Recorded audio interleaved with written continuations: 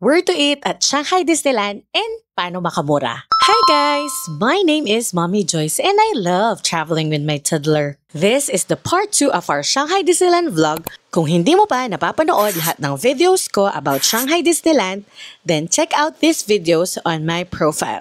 We were welcomed by a Chinese New Year special performance by Mickey and Friends sa may Mickey Avenue.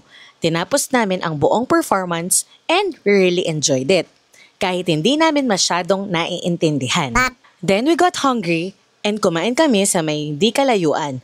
The name of the cafe is Mickey and Pal's Market Cafe. Ang in-order namin ng anak ko ay roasted spring chicken with vegetables. Malaki na yung serving, kasya na sa aming dalawa. At syempre, binili namin yung ticket namin na may food voucher sa Klook. At may additional 5% ka pa kapag ginamit mo yung code ko. Let's do the math. Kung wala kang voucher, this will cost you 119 RMB or 943 pesos.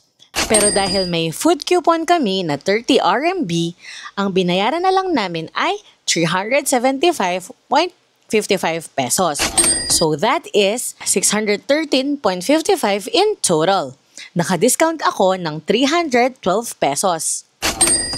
That's it!